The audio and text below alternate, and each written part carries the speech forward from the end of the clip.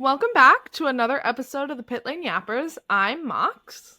And I'm Rosie, and this is our final recap of the 2025 season. We went racing, they went racing in Abu Dhabi. In case you guys didn't know, we were actually driving. No. Yeah, in FP1.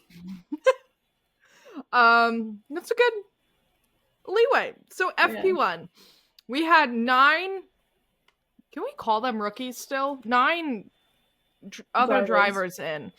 Award, Lindblad, Arthur Leclerc, Shields, Crawford, Hirakawa, Aaron, Browning, and Iwasa. Aston Martin didn't have either driver in. They had Jack Crawford and Kean Shields instead. That was really interesting. Award was in for Piastri. Arvid had taken Yuki. Leclerc, small, had taken Lewis's seat, so they were both Leclercs were on track. And Paul Aaron had taken Pierre's seat. Browning had taken Albon's. Iwasa had taken Lawson's seat. Yeah. Yeah. Did you say Lindblad? Yeah. Here. Award? No, I'm missing Hirakawa? Yeah. There you go. I don't know whose seat he took. I think he took Ocon's. I wrote down that Ocon was missing, but not so Ocon. So, yeah. Also a fun fact that was shown in FP1 was last time a title fight went to Abu Dhabi, between more than 2 people, the leader lost and the winner came back from 15 points back. Just fun fact. Anyway, they were really talking about 2010 like it happened yesterday, and I was like, this did happen. I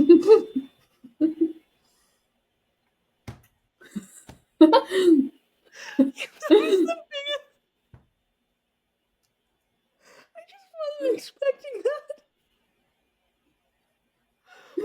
Oh my gosh. Anyways, so going into FP1 for real, not just who's taking whose seat, Isaac Hadjar and Luke Browning immediately were in trouble for impeding.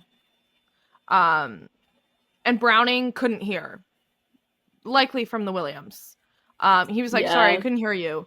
And then immediately after, Luke Browning got out of his car. And no one knows why. And then Ollie lost power because he had a leak. I have written down that George was the last person to come out with. Just wrote that down. And I don't think George had much hope. No. I also have, right after Paul Aaron was suffering from lots of oversteer in his Alpine, again likely, I have Sainz odd radio. Yeah, his radio was, he's saying he can't push the brake in sector 2, and they asked why, and he goes, you know why. Yes. Yeah. Mysterious. I wrote that down because I was like, I beg your pardon? What does that mean? And then also, the Aston Martins almost crashed into each other, and at this point, I kind of was wishing for it to happen because I don't ever want to see the AMR 25 ever again. Well, I have a similar sentiment to that, so. And then Charles Leclerc spun right in front of Arthur, and Arthur went, Charles just wanted to do a little show for the fans. I was like, of course, as soon as Charles spun, of course, Arthur was right behind him. And then after the session, like when they were practicing their starts or they were pulling into the pits, I can't remember when, but Charles was like, so why is our car so slow compared to everyone else? Mind you, This is the top 3 of FP1. P1, Lando Norris. P2, Max Verstappen. And P3, Charles Leclerc. Mind you, this is the last race of the season. Like, he's shocked that he's slow. Anyways, FP2. Oscar is back, which is good because FP2 is the it's the most important session because it's reflective of the qualifying conditions. So they could like kind of fix the car because FP3 is kind of not in qualifying session. Also, before the weekend, I don't remember who it was. It was Zach or Andrea, one of the two. They were like, so we're not using team orders. We're going to let them race. Between FP1 and FP2, Zach Brown was asked, will you be using team orders if Oscar is behind Lando or in front of Lando and Max seems to be winning? Zach Brown said, we will be using team orders if one driver is out of contention. So basically that meant if Lando was anywhere near Max Verstappen and Oscar Piastri, they would be sacrificing Oscar Piastri, basically. Yes. Because to be completely honest, if Oscar Piastri was possibly winning the championship, Lando would have DNF'd. So they wouldn't have a car to help. Well, I know. It's not the first time they've used team orders this season, and I'll just leave it at that. I don't have a lot of notes for this. However, I do have part of Charles's helmet was poking him in the eye.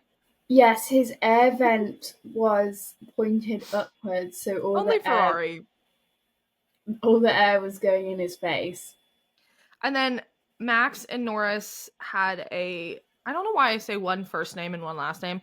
Max and Lando were impeding each other. It was noted GP gave Max the wrong info. He said, Lando is behind you, but not on a flying lap. And then he goes, or apparently he is. A bunch of people got upset about it. God forbid an engineer gives the wrong information because the times are saying something different. I also, in FP2, they did announce that, because they had Paul Aaron in the commentary box, and he was explaining that turn 2 and 3 have been resurfaced for this, which explains everybody not being. Yeah. And this was also the only one, the only other note I have, actually I have 2 notes. First, Ollie came on the radio and was like, this car is amazing. Yeah. And I was like, I'm sorry, what car is he driving again? So good on Haas. And then my last note is Alex Albon came on the radio and he goes, so are we going to acknowledge that there's an issue with the engine now? And he was answered with silence. So no then. But it was Lando Norris P1, Max Verstappen P2, and George Russell P3. Kind of out of nowhere, but you know. And then FP3.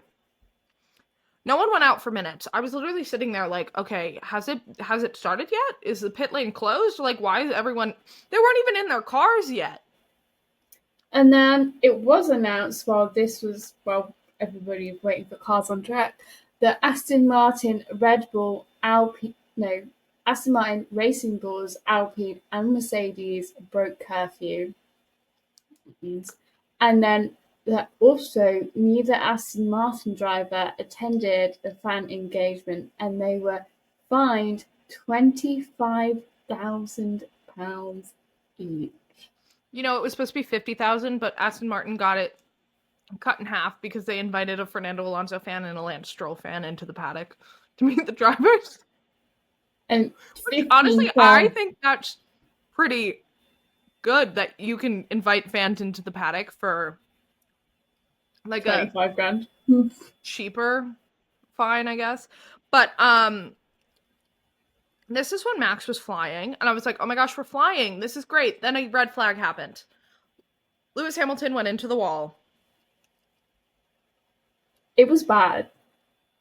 Well, it looked bad anyway. It looked bad. it was not fine, but he was fine. He got out of the car and he picked up his own debris, so he was fine. There's of Lewis very grumpily putting his rear wing in the cockpit of the car. And also Antonelli had an unsafe release. And I was like, oh no, not again. Yeah, it was unsafe. He literally went into the side pod of Yuki Tsunoda. Yeah. It was bad. But P1 was George Russell, P2 was Lando Norris, and P3 was Max Verstappen. Which takes us into qualifying. Q1, I have no notes other than the track limits is everyone's enemies today. Yeah. And it was turn 2 and turn 3 exactly where they resurfaced, which... Yeah. It just didn't have a lot of grip.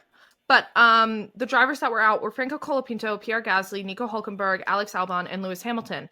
And it is important to note that Lewis Hamilton was seeming to be going through to Q2 until Bortoleto set a flying lap in a Sauber and knocked him out.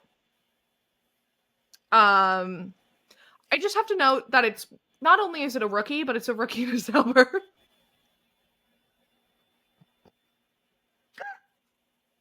I'm so sorry. Rosie can't wait till SF25 is burned. Oh, it mysteriously blew up. I wonder who did that. Ferrari. And then Q2, I have literally nothing except who's out. Yeah, me too. Nothing. Lance Stroll, Kimi Antonelli, Liam Lawson, Carlos Sainz, and Oliver Behrman were out. It's important to note that this is Yuki Tsunoda's final qualifying. As we know, he might come back, but I don't think he probably will until 2027. You never know with Red Bull, though. But Yuki did get through to Q3. And a fun fact they put on to the broadcast between Q2 and Q3 was Lewis Hamilton is the first Ferrari driver in, I don't even remember how many years, to not make it out of Q1 3 consecutive races in a row. It was also revealed that this is Lewis Hamilton's first year of Okay, well, we're not getting there yet. No, first year of his career where he hasn't faced a podium. That's ever, by the way. Ever. In a season. So pretty bad. And then Q3, all I have is Red Bull told Yuki to give Max a tow, and everyone's like, oh my gosh, that's cheating. Mind you, Max went faster after, like the next lap after he got the tow, when nobody was towing him. So it's not cheating. Also, that's his teammate. Yeah. And so Max Verstappen got pole position. I was so happy. I was like, yeah! And the last 12 Abu Dhabi races have been won from pole position. And I was like, great, this is fantastic. This is great. Lando Norris was P2. And I was like, all right. We just need Lando Norris P4. How are we going to do this? Oscar Piastri was P3 and Charles Leclerc? It was P4. P4? I was like, Charles, you got to do something for me. Just send it. Get past both McLarens for me, please. Legally. But anyways, that takes us into the race. I've seen that 2019 engine. I don't mind.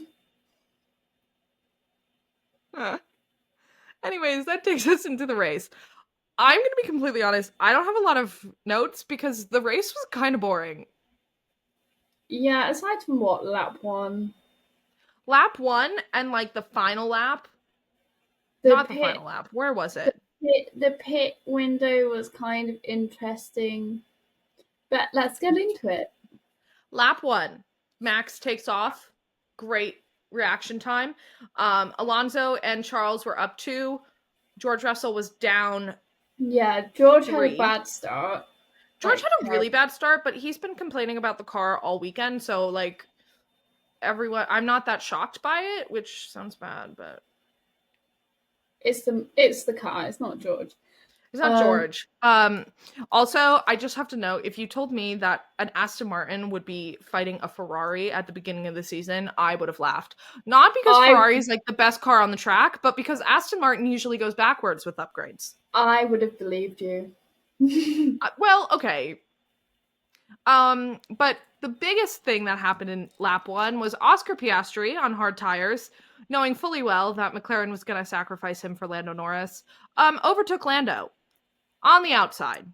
On hards. Again. On hard tires against medium tires. And I think it was EC or Brundle. I can't remember who it was. One of them said that for sure is going to be the move of the season.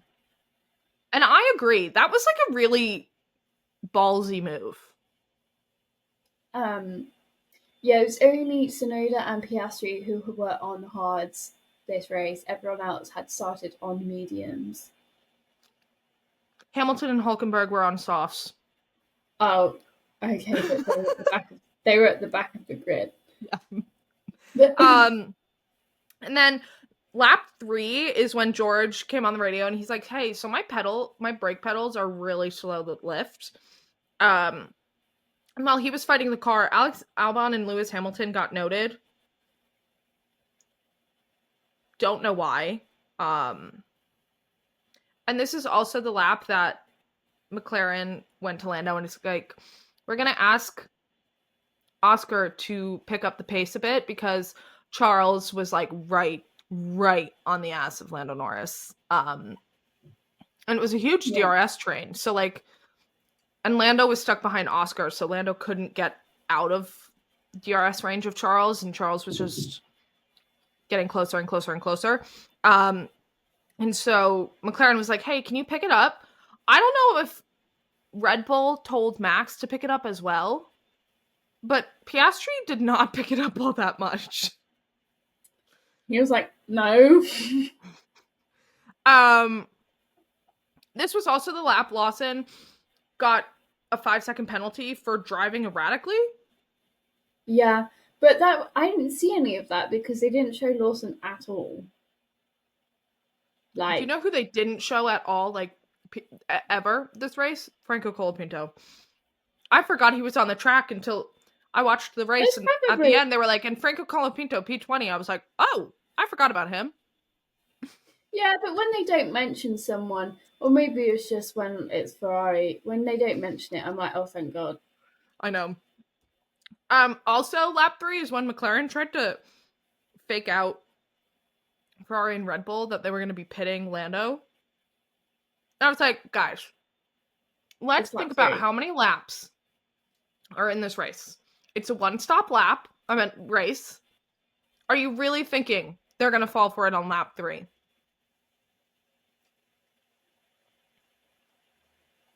No. Look, if Ferrari aren't going to fall for it, come on now. But Charles pit first, and it was to undercut Lando. The commentators thought it was to undercut George for the longest time, but George went in first. Then Charles went in. They were like, okay, it's going to react to George probably. They were cutting Lando. Lando boxed like 2 or 3 laps later. It was 2.1 seconds, and he was sent out right into traffic. And the commentators went, this is really not good for Norris. And I was like, Max Verstappen, we're so back. We're so back. Pick it up, pick it up, pick it up, pick it up, pick it up. I was so excited.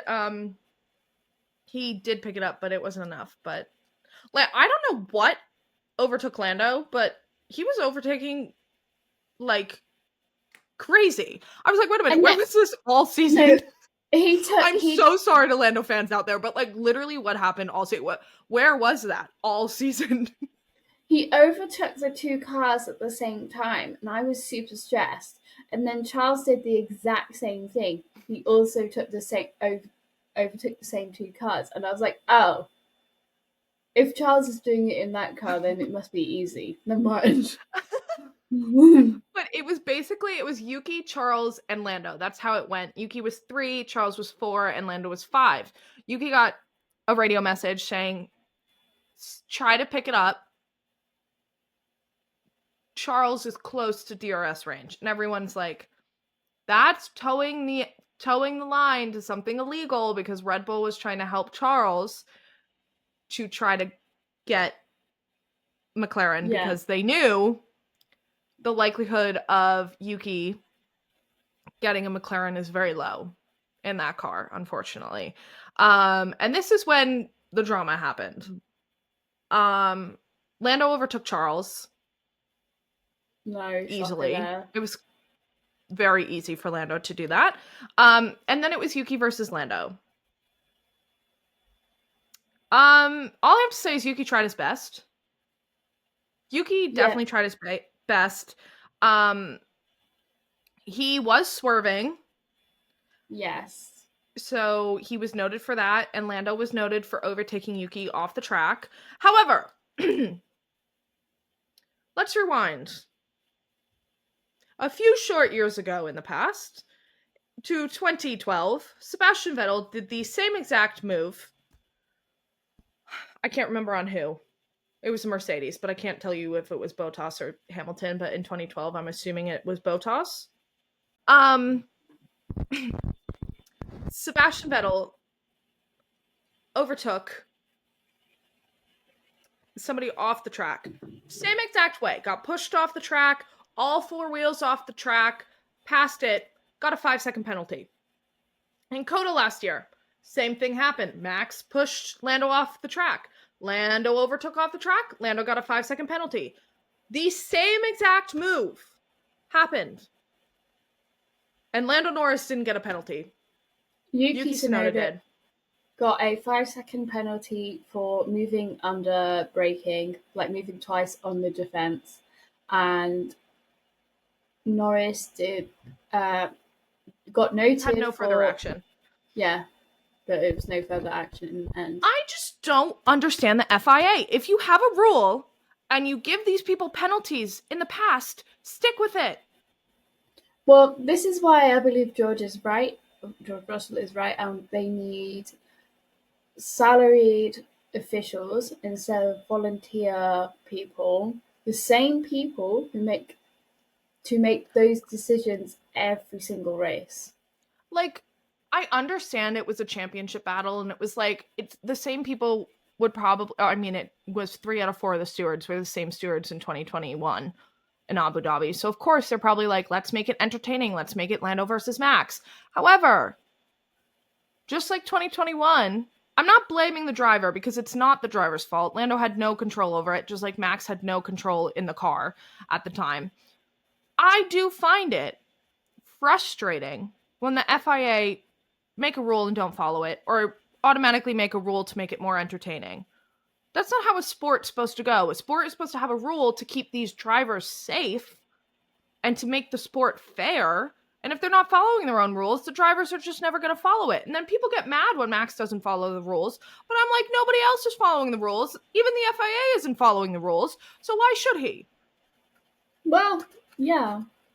Like, it's just so frustrating. And as somebody who watches a lot of sports, every other sport follows the rules. There's no protection against bias in the stewarding room. Yeah. Once that was figured out, Yuki got the 5-second penalty. Literally the lap after, they started showing George versus Charles, and George was like, hello. Charles keeps moving under braking. It happened literally while we were on board with him, and he goes, I don't know what that is if it's not moving under braking.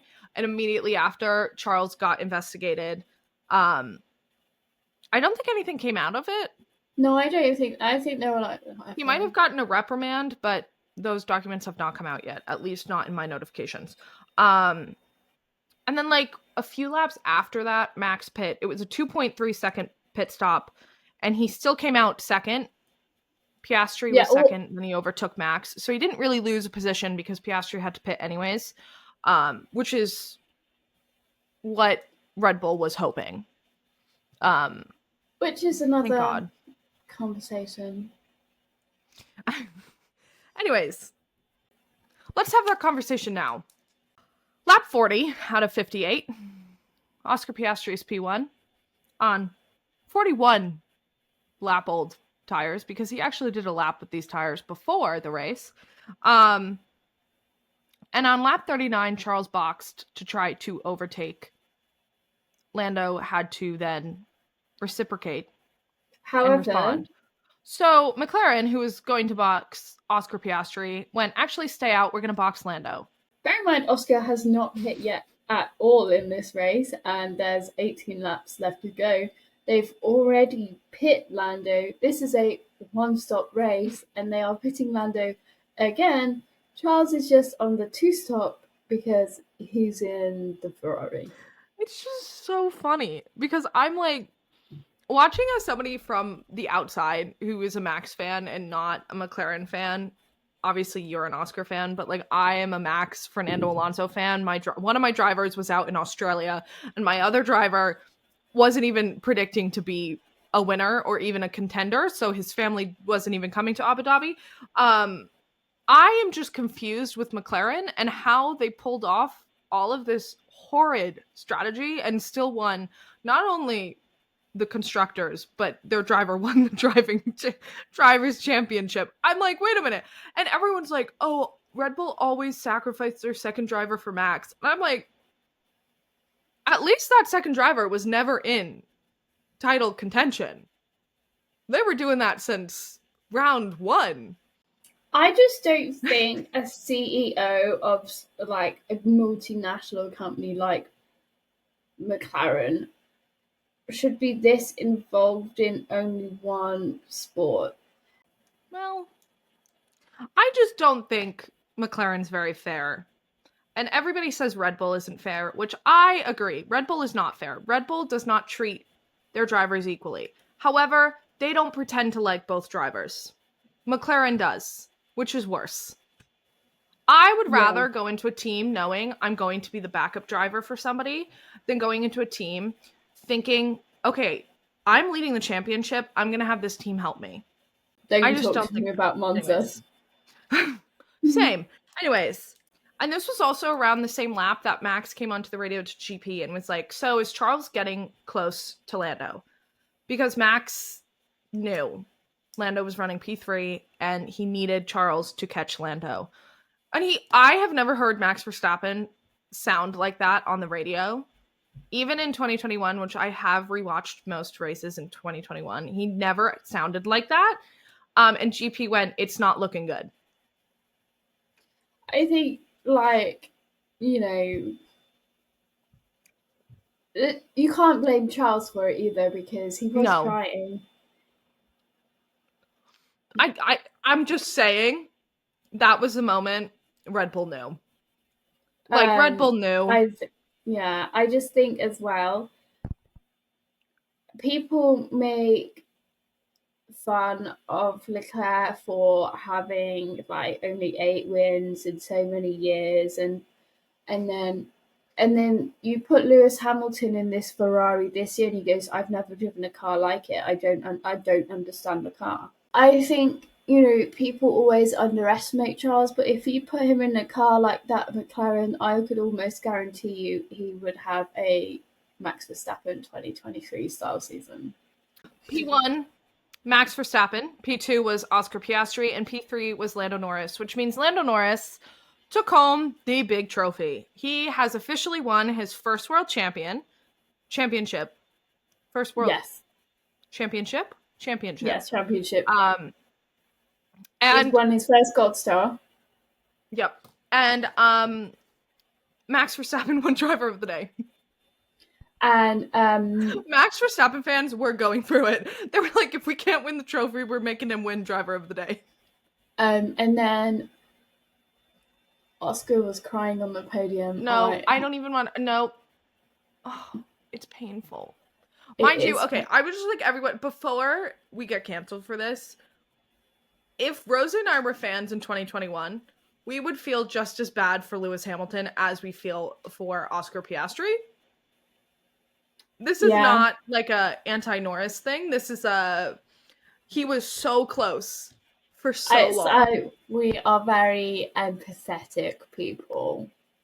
Yeah, I cry during everything. I just cried. I used to cry at Ice. Where somebody had... Have you seen Ice Age? But you know the scene where Manny, the mammoth, they're in the cave and he's looking at the cave painting, and you see what happens to his family, like that they all like hunted and died.